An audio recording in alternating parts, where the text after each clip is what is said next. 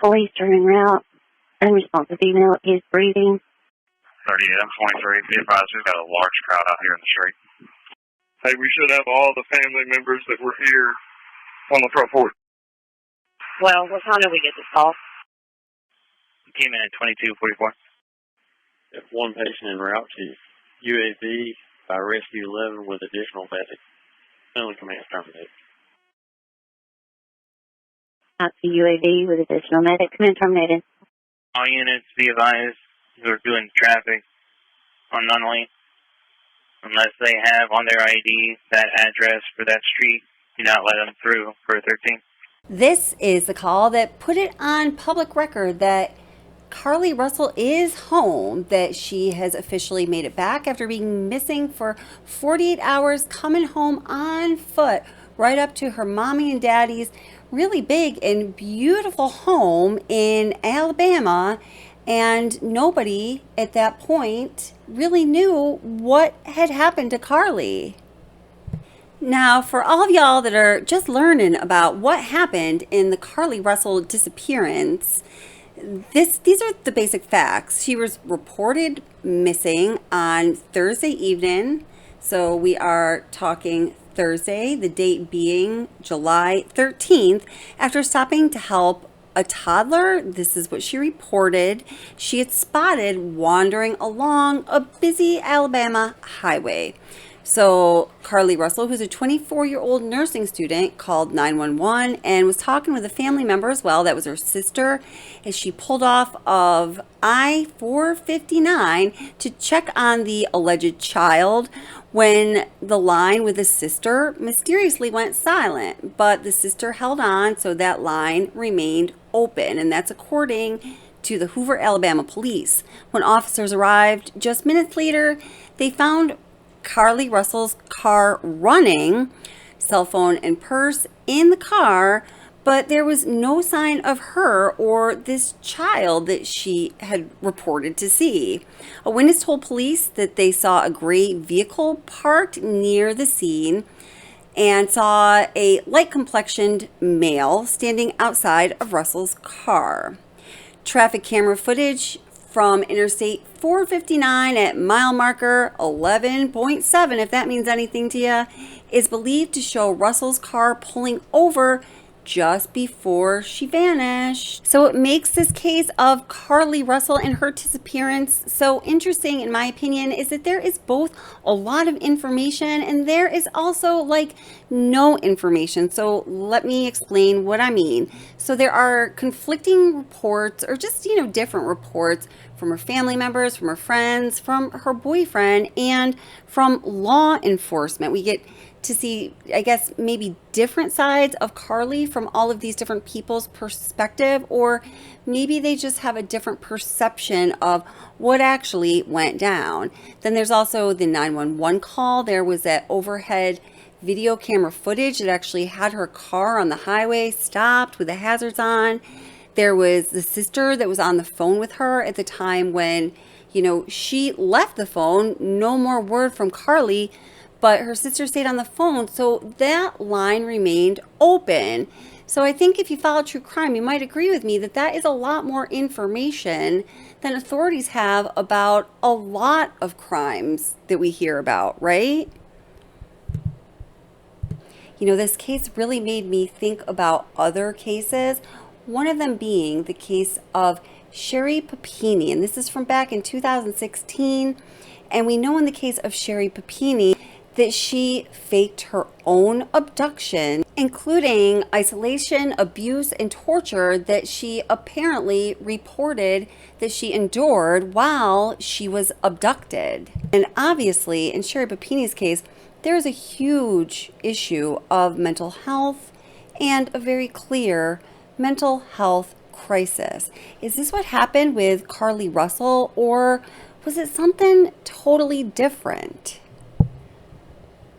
In the case of Denise Huskins and Aaron Quinn, and in this case, Denise was actually abducted, and when she returned, because it truly was under strange circumstances, but we all know that strange things happen in this strange world that we live in, right? Nearly everybody, media included, accused this couple of staging her kidnapping for any number of reasons. There were a couple different motives that were asserted. Well, you know what? It turns out the woman was actually abducted and they were really done wrong by public opinion and the media. So maybe it's something completely different that happened to Carlee Russell, but at this time, we really don't know, and there's kind of conflicting reports from the family, from friends, from law enforcement, from experts on what each of those people or groups of people believed happened to Carlee Russell while she was, well, we know, not at home. Let's first hear what Carlee Russell's family had to say about her disappearance. That moment you all first laid eyes on her again, what was it like? To me, I mean, just so much joy. This morning, in an exclusive sit-down with NBC News, the parents of 25-year-old Carlee Russell are speaking out, describing the moment their daughter appeared on their doorstep after being missing for more than 48 hours. What did you do when you saw her? We tried to hug her as best we could, but I had to stand back because she was not in a good state. So we had to stand back and let medical professionals work with her. But it's okay. Last Thursday, police say Carlee called 911 to report a toddler walking alone on the interstate. She pulled over while on the phone with a family member who described hearing Carlee scream. Her vehicle's unlocked, running, all her personal belongings except for her phone. On the scene, police found no sign of Carlee or a child, and they say no children were reported as missing during that time period. The Russells waited in agony until Saturday night. There were actually just so many calls and texts from people who maliciously lied to us. I just didn't know people could be so evil. Authorities have not indicated where Carlee was during the 48 hours she was missing or what happened. Her parents declined to share what their daughter told them, citing the ongoing investigation.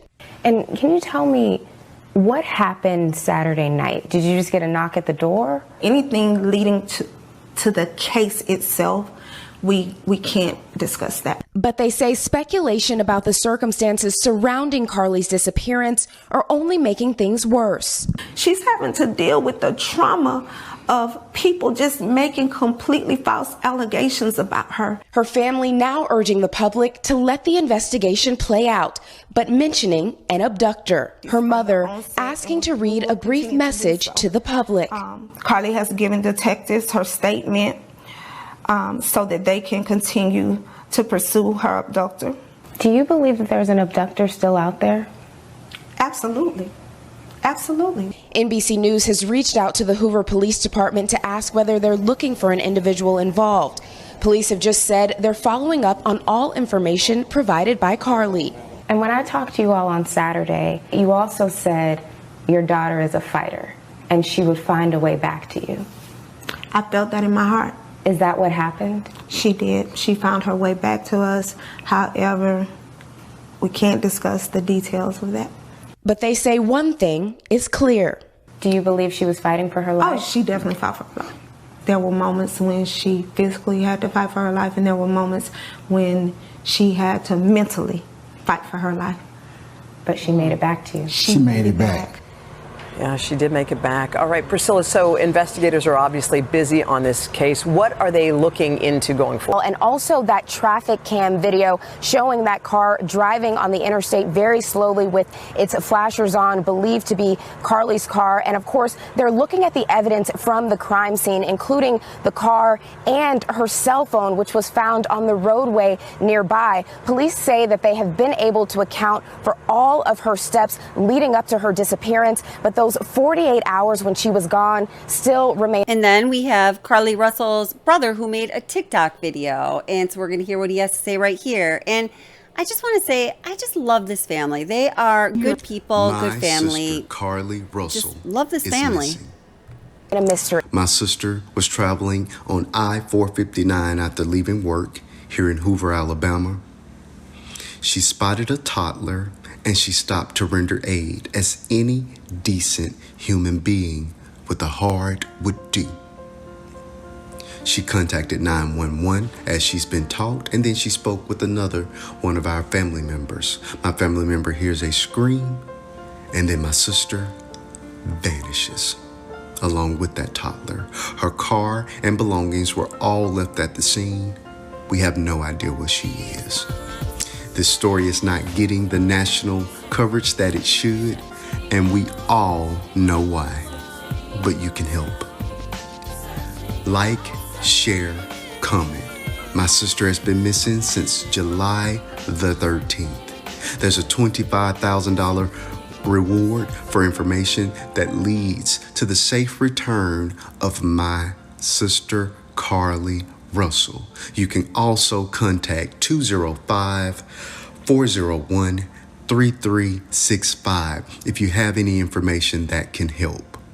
Again, my sister, our sister, deserves to be returned home safely.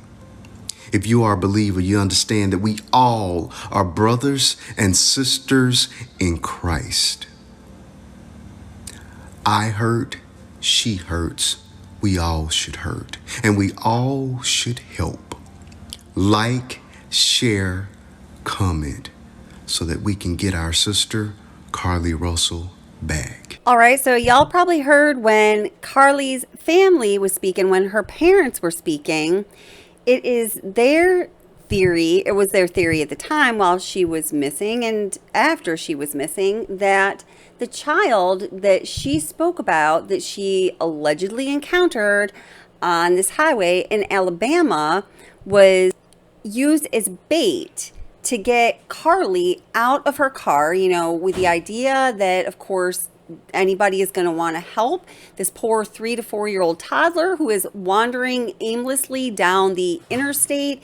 And that is how she ended up outside of her car with her purse, her cell phone, her wallet in her car, with her car still on her. And the implications here are that this is going to be connected to some kind of sex trafficking ring, which I certainly do not want to downplay. That is a very real thing, a horrific thing that steals the lives of women, particularly in certain parts of the country, and oftentimes with their family never having any idea what happened to these poor young women.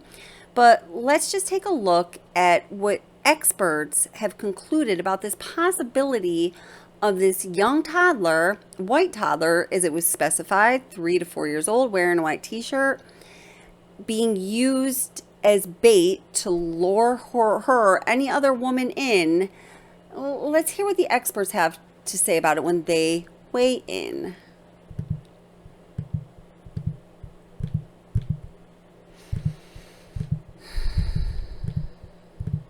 Human trafficking experts are skeptical of a theory that Carlee Russell was lured out of her car by a toddler as bait so she could be kidnapped. And they say that Carlee Russell is likely not the target of sex traffickers.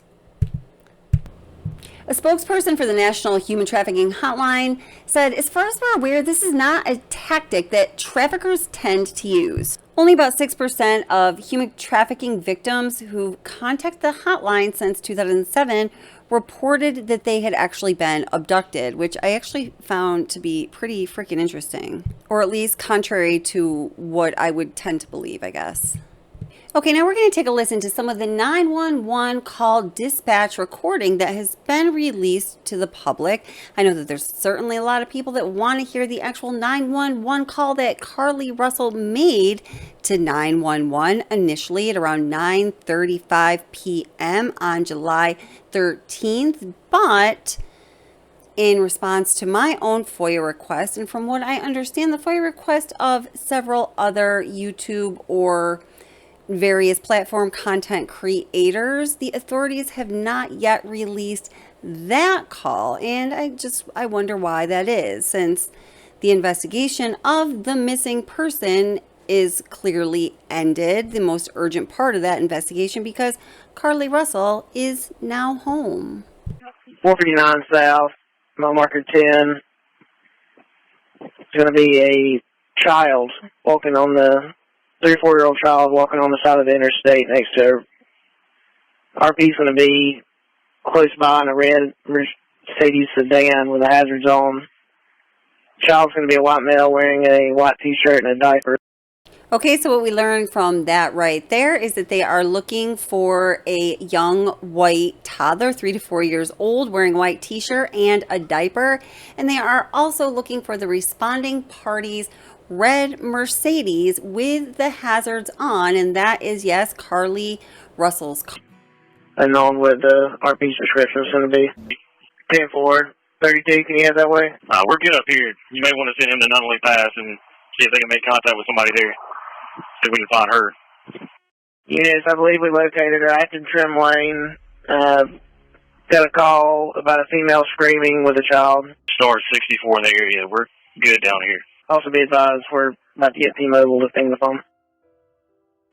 I'm not sure if y'all have this info already, but apparently there's a sister that was on the phone with her and still has an open line with her phone and can hear vehicles as if it's like on the side of the interstate or something. Okay. I can turn lanes. That called this call in right here. Family is where I was right down here. The second updated call that we got in reference. The first call we got was from her. Second call we got was from the family. Right. I'm just saying that the sister apparently has an open line with that phone still that she called from and can hear vehicles. Can we get a description on what she had on? Yeah, I'll picture. We have a unit available. Can we just go ahead and have one ride down 49 South down to the best way, checking the shoulder? Okay, so clearly that section of the call is where we get a little more information. The first call was from Carlee Russell herself, and the second call was from family. They, tell us that the sister was on the phone with her. She's still got an open line, and the sister from her end of the phone, from that open line, can hear, vehicles passing by, because remember, Carlee's phone is in her car with the car running along with her purse and wallet. 432, do we have any history with the phone number or the RP? We're checking. Showing 61, the female was involved in over the argument between two subjects not wearing a mask back in 2020 and an accident in 2022. That's all we have so far. Well, rolling the entire right shoulder. Okay, Paul, we'll come behind you on the left side then. 268, I'm in route to City Hall to get the drone. Unless someone beats me there to it. I've got a couple of pictures of this female that I sent out to the 2 shifts. Can I send it to you so y'all can send it out?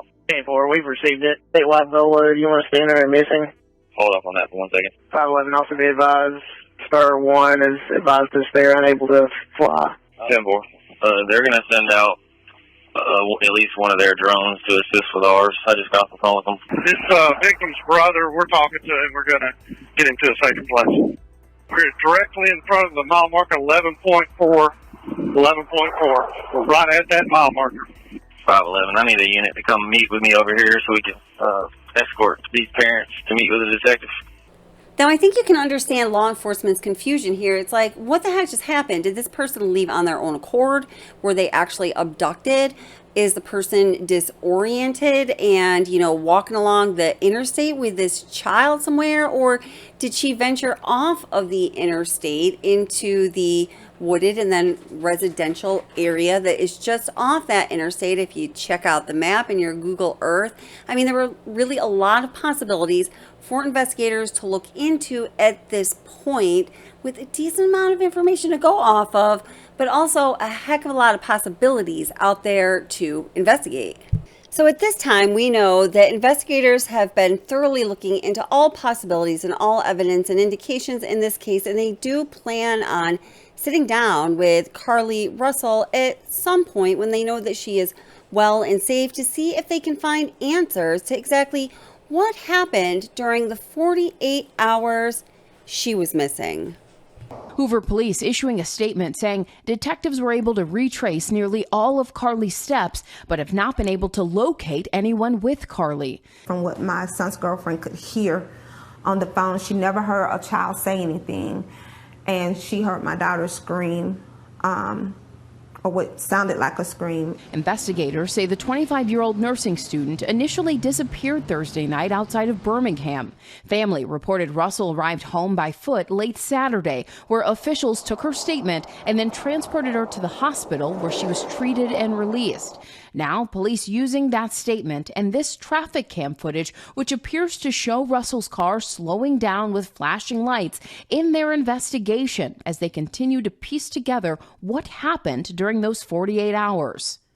And so many are watching and waiting to see what officials come back with. In the meantime, Carlee's family releasing statements online, just relieved and grateful that she's home. But this is the first that we're hearing any more details about that toddler that she allegedly saw. And by the way, I do want to add that I and we here at Watch the Obsession are also very happy that she is home and safe. This was kind of a different sort of content I was able to cover. It was a true crime case that didn't end in a complete tragedy, which is always a ray of sunshine. And we hope that both Carlee and her family are doing well and are looking forward to really great futures. I hope she becomes a very successful nurse and loves what she does, because there ain't nothing better than loving what you do. And hey, if you like this video, please click like and subscribe and the bell for future notifications. And I'm so grateful that you spent some time watching it. Hope to see you soon.